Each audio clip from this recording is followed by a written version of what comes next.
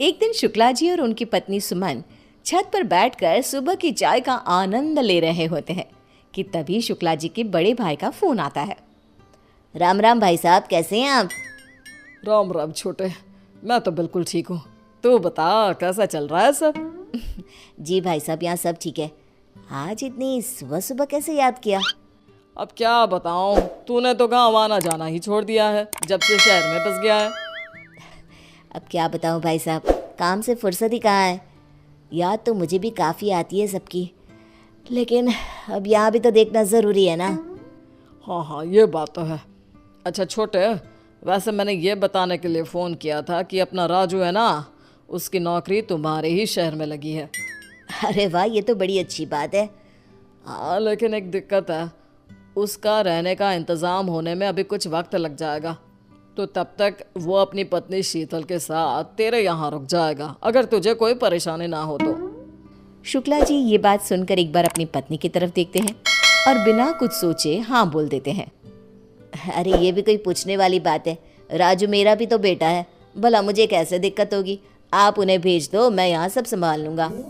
Phone cut करते ही सुमन के सवालों की बौछार शुरू हो जाती है। क्या बात है शुक्ला जी, बड़ा हाँ हाँ किए जा रहे थे, ऐसी भी क्या बात हो गई? बात तो मैं बता दूं, लेकिन तुम चिल्लाना मत शुरू कर देना। शुक्ला जी सुमन को सारी बात बता देते हैं और बात सुनते ही सुमन का मुंह बन जाता है। वो गुस्से से अपने पति को घूरने लगती है। तुम्हें हाँ कहने की क्या ज़रूरत थी, पहले मुझे बात तो कर लेते। अरे इसमें बात करने की क्या ज़रूरत आ गई, राजू भी तो हमारा बेटा ही है, अगर यहाँ आकर कुछ दिन रह लेगा तो क्या हो जाएगा। जब बात तुम्हारे परिवार की होती है तो तुम्हारे तो तेवर ही बदल जाते हैं। अरे करो जो करना है, मैं तो कुछ बोलूँगी ही नहीं। तुम तो मुझे ऐसे सुना रही हो जैसे पता नहीं कौन आ रहा हो। अरे राजू की बहू आएगी तो तुम्हारी ही मदद हो जाएगी, कुछ दिन तुम भी बहू के सुख ले लेना। हाँ हाँ, देखती हूँ कितना आराम मिलता है मुझे। अगले दिन शाम को दरवाजे की घंटी बजती है। सुमन दरवाज़ा खोलती है। सामने राजू और उसकी पत्नी अपना सामान लिए खड़े होते हैं। सुमन बिना कुछ बोले बस इशारा करके उन्हें अंदर आने को कहती है। नमस्ते चाची जी। नमस्ते चाची जी। नमस्ते, आओ बैठो राजू। सुमन शीतल को ऊपर से लेकर नीचे तक निहारती है। शीतल गांव की साधारण सी लड़की होती है जिसे शहर के तौर तरीकों का कोई अंदाज़ा नहीं होता। शीतल ऊपर सबके साथ बैठने के बजाय नीचे बैठ जाती है। अरे अरे, तुम ये नीचे क्यों बैठ गई? यहाँ शहर में ऐसे कोई नहीं बैठता, यहाँ सबके साथ बैठो। लेकिन चाची जी, गांव में तो बड़े बुजुर्गों के आगे नहीं बैठने देते। कोई बात ना है, मैं यहाँ ठीक हूँ ना चाची जी। तभी शुक्ला जी अपने कमरे से बाहर आते हैं। अरे आ गए राजू बेटा, कैसा रहा सफ़र, कोई दिक्कत तो नहीं हुई ना? नहीं चाचा जी, सब बढ़िया रहा। शुक्ला जी राजू के गांव के हालचाल लेते हैं। तभी सुमन राजू और शीतल को उनका कमरा दिखाने की बात करती है। चलो तुम दोनों को तुम्हारा कमरा दिखा देती हूँ। हाँ, तुम दोनों आराम करो, बाद में बात करते हैं हम। सुमन उन्हें कमरा दिखा कर आती है और अपने पति को सुनाने लगती है। ये कितने दिन तक रुकेंगे? मैं ज़्यादा दिन तक सबकी सेवा नहीं कर सकती, और शीतल को देखकर तो लगता ही नहीं कि उसे शहर का कुछ अता पता भी है। ऐसे में सारा काम तो मेरे हिस्से ही आ जाएगा ना। देखो अब तुम ड्रामा मत शुरू कर दो। और श्रुति कहाँ है, थोड़ा उसे भी कामकाज करना सिखा दो। अब आपके रिश्तेदारों के लिए मैं अपनी बेटी को भी काम पे लगा दूँ? हाँ, तो क्या उसे सर पर चढ़ा कर रखोगी? सुमन बिना कुछ जवाब दिए अपने काम में लग जाती है। अगले दिन सुमन किचन में काम कर रही होती है तो शीतल मदद करने आती है। अरे चाची जी, आप क्यों परेशान हो रही है, हमें बताइए, हम बना देते हैं। तू क्या मदद करेगी? अच्छा एक काम कर, ये सामान मुझे मिक्सी में पीस कर दे दे।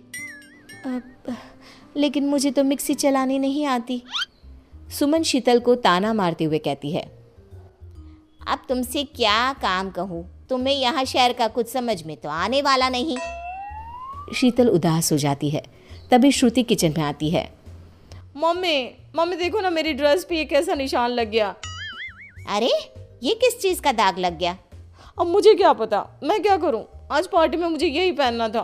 कुछ करो ना मम्मी, मेरी ड्रेस खराब हो जाएगी। ओहो, क्या मुसीबत है। अच्छा रुक, थोड़ी देर में देखती हूँ। सुमन को काम में लगा देखकर शीतल श्रुति की मदद करने को कहती है। चाची जी, ये दाग मैं हटा दूं? अरे नहीं नहीं, रहने दो तुम्हें तो पता भी नहीं होगा। मैं देख लेती हूँ। अगर कुछ इधर उधर हो गया ना तो श्रुति मेरी जान खा जाएगी। अरे चाची जी, मेरे पास इसके लिए बड़ा असरदार घरेलू नुस्खा है। अरे कोई भी घरेलू नुस्खा यहाँ के डिटर्जेंट के आगे फेल है, फेल। लेकिन हमारा नुस्खा भी किसी महंगे डिटर्जेंट से कम नहीं है। सुमन चिढ़ जाती है और शीतल को ड्रेस से दाग हटाने का एक मौका दे देती है। साथ ही चेतावनी भी देती है कि ड्रेस को कुछ नहीं होना चाहिए।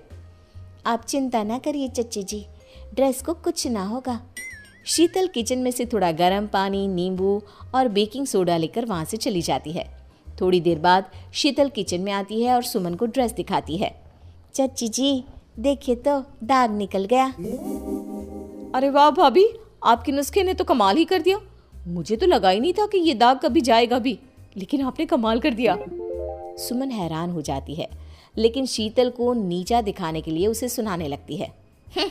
इसमें कौन सी बड़ी बात हो गई, ये साबुन से भी छूट जाता, और वैसे भी ये घरेलू नुस्खे तो मुझे भी आते हैं। लेकिन मम्मी, मैंने भी साबुन से कोशिश की थी, उससे कुछ नहीं हुआ। आप कुछ भी कहो, ये नुस्खा सच में कमाल का था। सुमन का मुंह बन जाता है और वो अपने काम में लग जाती है। ऐसे ही एक दिन शाम को सुमन के घर पे कुछ रिश्तेदार आने वाले होते हैं। सुमन और शीतल खाने की तैयारी कर रही होती है। वहीं शुक्ला जी और राजू भी ड्राइंग रूम में बैठकर बातें कर रहे होते हैं। शीतल देखो, आज घर पे रिश्तेदार आने वाले हैं, तो कुछ भी ऐसा वैसा मत कर देना। ये शहर है और यहाँ के तौर तरीके बहुत अलग होते हैं। अभी तुम्हें समय लगेगा सब सीखने में। शीतल चुपचाप सब सुनती है। तभी सुमन जोर से चिल्लाती है। हे भगवान, ये क्या हो गया मुझसे? इस सब्जी में तो बहुत नमक पड़ गया। अब तो ये सारा खाना बर्बाद हो जाएगा। रिश्तेदार भी आ ही रहे होंगे, क्या करूं मैं? सुमन को परेशान देख शीतल झट से आटे की 2-4 गोलियां बना के सब्जी में डाल देती है और थोड़ा घी भी डाल देती है। अरे क्या कर रही हो तुम? पहले ही सब्जी में इतना नमक है, अब तुम इसे और खराब ना करो। तुम जाओ यहाँ से, मैं सब संभाल लूंगी। चाची जी, आप क्यों परेशान हो रही हो? आपकी परेशानी यूं दूर हो जाएगी। अब भी ये जो आटे की गोलियां डाली है ना, इसमें सब्जी का नमक ठीक हो जाएगा। अच्छा, और अगर नहीं हुआ तो इसकी जिम्मेदारी तुम्हारी होगी। थोड़ी देर बाद सुमन सब्जी का नमक चेक करती है और नमक सच में ठीक हो जाता है। क्या कहा था मैंने चाची जी? हो गई ना आपकी चिंता दूर। सुमन हंसने लगती है। सारे गेस्ट आ जाते हैं। सुमन राजू और शीतल को सबसे मिलवाती है। शीतल और सुमन सबको खाना खिलाते हैं। अरे वाह सुमन, ये सब्जी तो बहुत अच्छी बनी है। बहू ने बनाई है क्या? नहीं नहीं, ये तो चाची जी ने बनाई है। हाँ, बनाई तो मैंने ही है, लेकिन इसे खराब होने से शीतल के नुस्खे ने बचा लिया। क्या मतलब? सुमन सबको सारी बात बताती है और शीतल ने कैसे झट से सब ठीक कर दिया ये भी बताती है। सब शीतल की तारीफ करने लगते हैं। अरे वाह, तुम्हारी बहू के नुस्खे तो बड़े कमाल के हैं। आज तो सुमन की सब्जी को बचा लिया शीतल ने। अरे कहीं इसी खुशी में खीर में भी तो नमक नहीं डाल दिया ना तुमने? सब हंसने लगते हैं।